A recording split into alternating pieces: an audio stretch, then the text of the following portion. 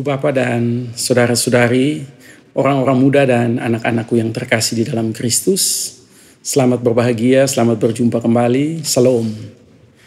Minggu ini kita berada di minggu yang pertama di bulan Juli, bulan yang ditetapkan oleh Gereja Masih Injili di Timor sebagai bulan pendidikan Gemit.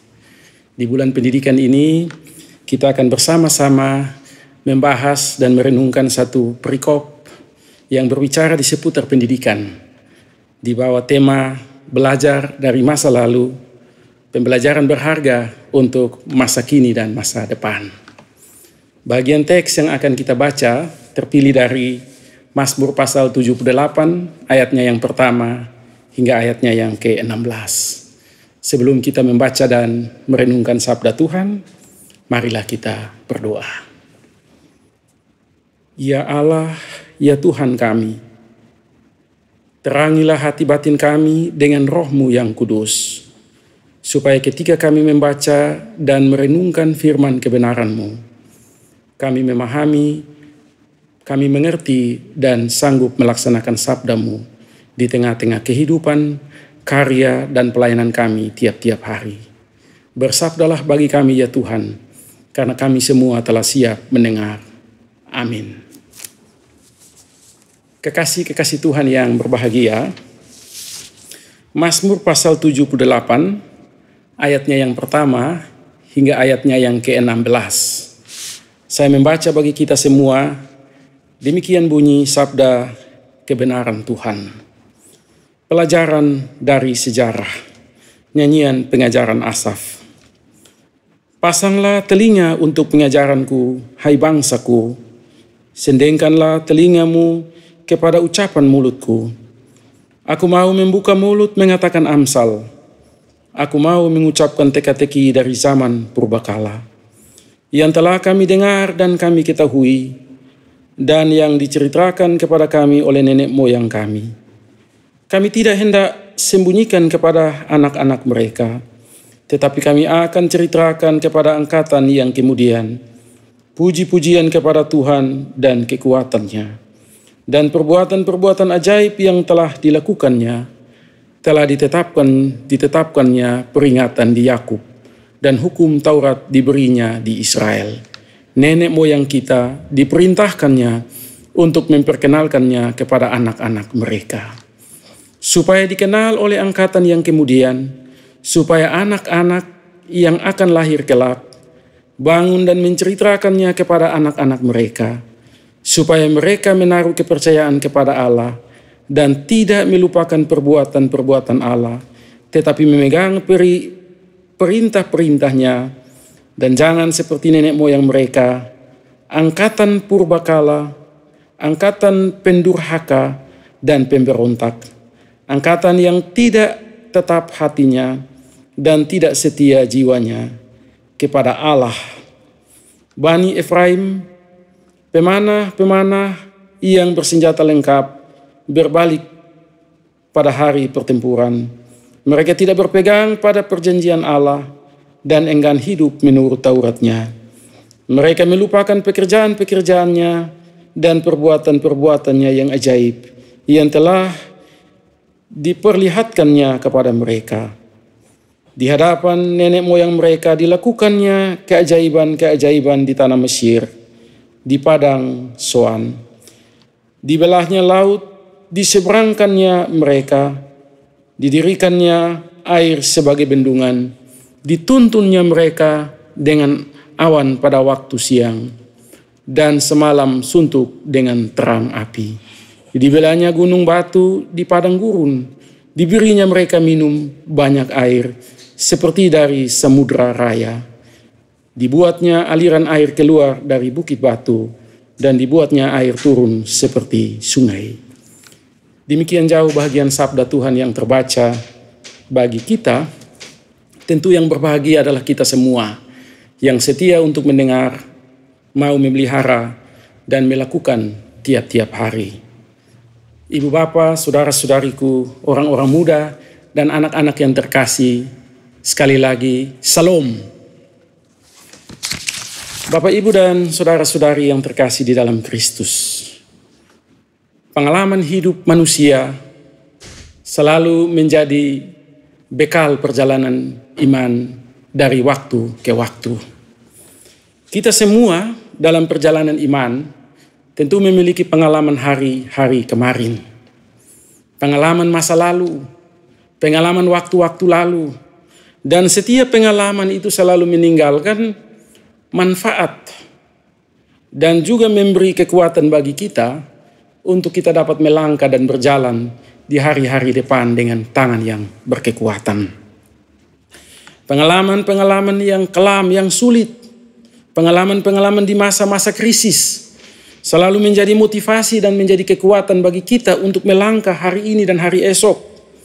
Demikian pula halnya dengan pengalaman-pengalaman sukacita yang membahagiakan.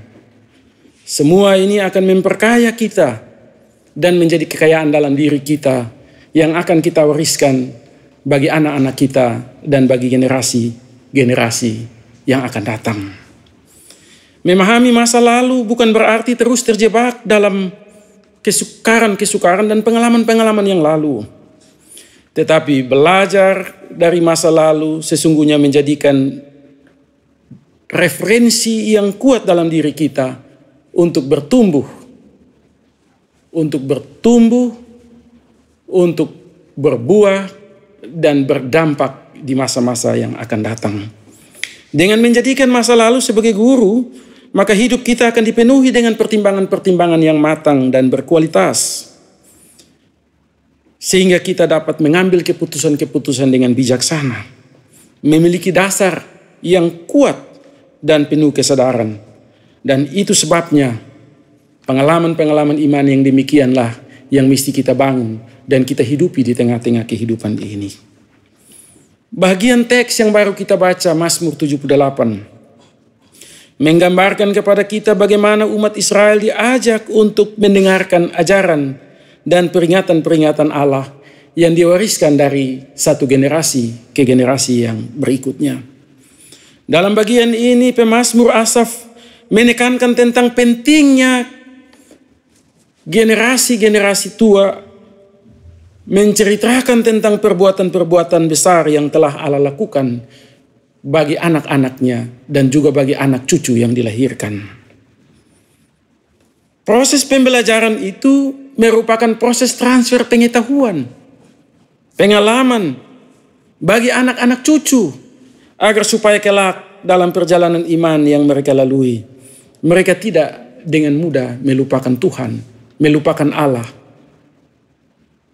yang telah menuntun dan menyertai mereka dalam perjalanan hidup.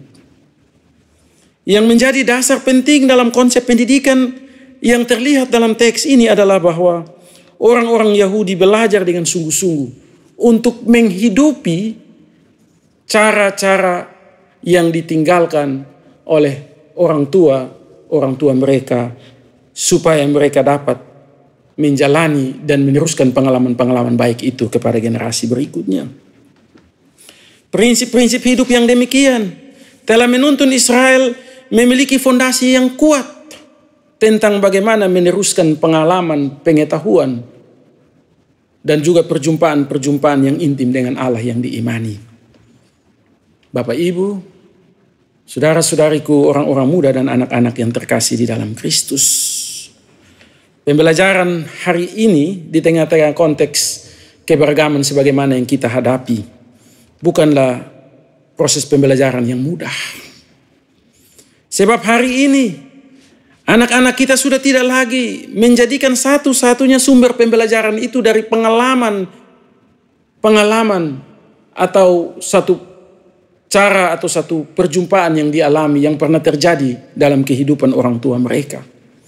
Tetapi anak-anak kita terjebak dalam pengetahuan teknologi dan anak-anak kita mendapatkan banyak informasi dari media yang terbuka dengan luas dan dengan baik. Tentu hal ini baik untuk peningkatan pengetahuan dalam diri anak-anak kita. Tetapi pertanyaan bagi kita adalah bagaimana caranya agar supaya transfer pengetahuan dalam hubungan yang intim dengan Allah berkaitan dengan iman dan keyakinan itu menjadi hal yang sungguh penting dalam proses pendidikan bagi anak-anak kita. Ibu bapak, saudara-saudari, orang-orang muda dan anak-anakku yang kukasihi. Melalui teks ini kita belajar bahwa dalam teks ini orang tua memainkan peran yang sangat penting, yang sangat urgen. Orang tua tidak boleh menyia-nyiakan kesempatan untuk membentuk dan membangun karakter anak-anak muda. Sebab waktu bersama anak-anak kita itu tidak lama. Anak-anak kita akan besar, akan tumbuh, lalu keluar, lalu masuk dalam dunia mereka, dalam kesibukan mereka, lalu akan menjalani kehidupan baru dalam rumah tangga, di tempat tugas mereka di mana mereka berada. Pengalaman apa yang kita tinggalkan, yang diterima dengan baik oleh anak-anak kita, itulah yang akan menjadi bekal. Seorang psikoanalisis, Sigmund Freud, mengatakan begini: anak-anak itu memiliki kecenderungan untuk meniru apa yang dilakukan oleh orang tua mereka. Kecenderungan meniru apa yang dilakukan orang tua ketimbang mereka membaca, melihat, dan mendengar lewat berbagai media yang dialami. Kalau pengalaman hidup orang-orang tua baik, kalau pengalaman-pengalaman baik itu kita tanamkan dan kita lahirkan dalam rumah-rumah kita, maka sudah pasti pengalaman-pengalaman baik itu akan menjadi bekal dalam masa depan, dalam keberlanjutan hidup anak-anak kita. Kalau orang tua meletakkan dasar iman yang kuat, dasar etika yang kuat, kalau orang tua meletakkan dasar yang kuat, fondasi yang kuat untuk bagaimana anak-anak membangun relasi, membangun interaksi, membangun komunikasi yang kuat, maka kita percaya bahwa anak-anak kita kelak akan menjadi anak-anak yang kuat, menjadi pribadi-pribadi yang kuat, yang walaupun berhadapan dengan situasi perkembangan teknologi zaman yang berubah dengan cepat, mereka akan tetap kuat dan tentu akan meninggalkan nilai-nilai baik ini bagi anak-anak yang akan mereka lahirkan.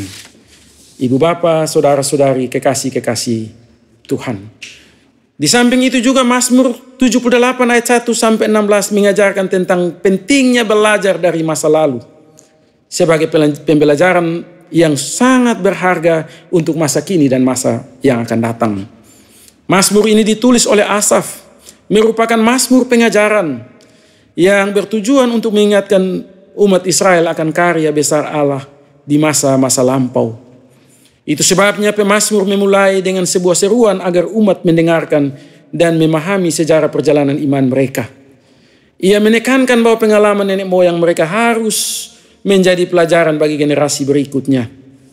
Dan ia mengajarkan agar supaya mereka tidak mengulangi kesalahan-kesalahan sama yang dilakukan oleh orang tua mereka. Juga dalam bahagian ini pemazmur menekankan tentang pentingnya ketaatan kepada hukum dan juga ketaatan kepada Allah, Tuhan, penolong, penyelamat, dan pemelihara akan kehidupan mereka. Pemazmur mengingatkan mereka bahwa ketaatan kepada Allah bertujuan agar umat memiliki kesetiaan dan membangun hubungan dan relasi yang intim dengan Allah yang diimani. Pertanyaan bagi kita dalam perayaan bulan pendidikan ini ialah, bagaimana dengan kita hari ini? Apa yang bisa kita lakukan? Apa yang mesti kita tinggalkan? Apa yang mesti kita bagikan bagi anak-anak kita? Ada dua hal penting yang mau kita bagikan. Yang pertama, dalam perikop ini kita belajar tentang pentingnya kita melihat dan memaknai sejarah. Sejarah itu ada dua sisi. Ada sisi yang terang, kadang-kadang ada sisi yang suram. Baik sisi suram maupun sisi terang, dua-duanya selalu meninggalkan bekal dan pengalaman iman yang kuat. Baik sisi suram maupun sisi terang, dua-duanya memberi informasi yang kuat sebagai referensi dalam diri kita untuk kita melangkah dan menata hidup kita hari esok. Sejarah mengajarkan kepada kita untuk pengalaman-pengalaman suram, pengalaman-pengalaman pahit, pengalaman-pengalaman kelam itu tidak menjadi sesuatu yang menggelisahkan dan mengkhawatirkan hidup ini. Pengalaman-pengalaman sukar telah memperlihatkan kepada kita bahwa di tengah-tengah kesukaran itu ada tangan Allah yang perkasa.